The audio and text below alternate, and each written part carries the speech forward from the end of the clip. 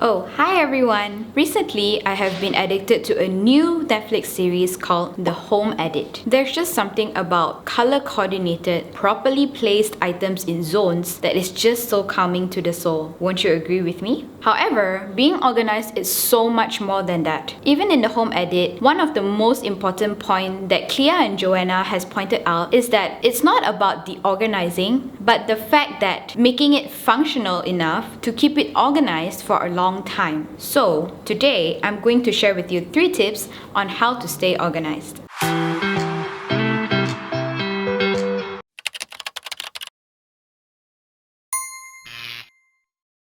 Tip number 1. Declutter regularly. Rule of thumb, if you have not used it, if you have not seen it or thought about it for a very long time, more than a month, discard it. The container of weird sauce sitting behind your fridge, you're not going to eat it. Just throw it away. That crop top that you think that you may eventually want to wear again, no, you won't. Donate it. Every month or even week, if you have the time, set out one day of the weekend to just discard things around the house that have been sitting there for a long time. There are many things that are easily replaceable nowadays. It is so convenient and so cheap to do so. So don't keep unused items, donate them or give them away. Someone else will most probably have more use with that item than your cabinet. It may seem obvious, but most of us declutter our physical space, but not the virtual space. Yes, I'm talking about the 5,000 photos, videos, and screenshots that you have in your gallery right now. If you are a video editor like Joe, you might have files named Final, Super Final, No More Edits, Please, Final, and all in your computer.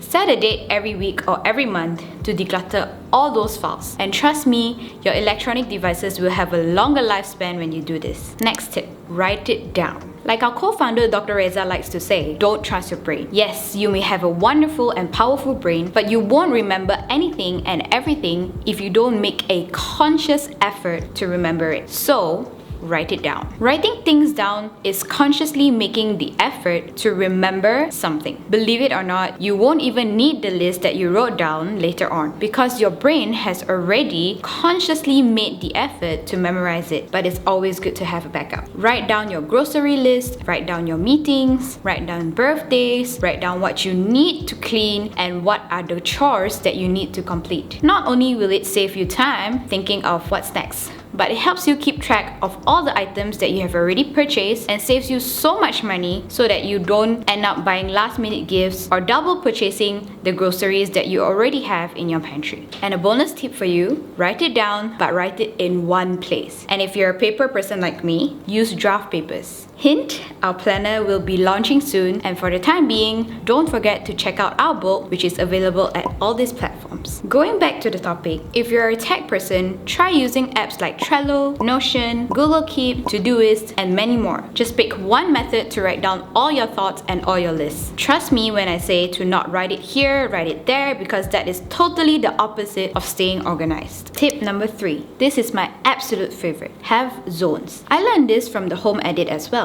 But believe it or not, we have already been doing this and been practicing it for years and we just don't realize it. Zones are everything. What do I mean by zones? Give everything and every item a dedicated home and place to keep. Not only for you, but for those you live with. Even on our computers, we have different folders for different files. So why not our home and our space? So, step 1. Separate items into zones: kitchen, study, cleaning, backstock, pantry, and anything else you can think of. Step number 2. Label your storage space or your cupboards and your cabinets, and try not to label storage spaces as others. Step number 3.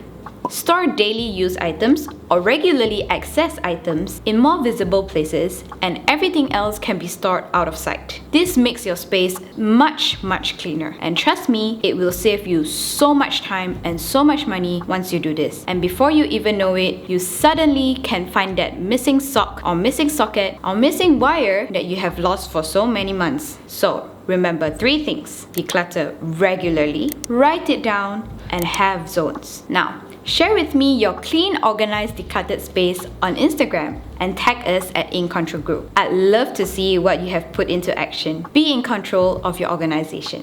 And see you next time. The first step to being in control is by reading our InControl book, which is now available worldwide.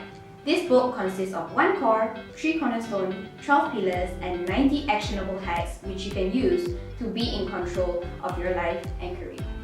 So get it now!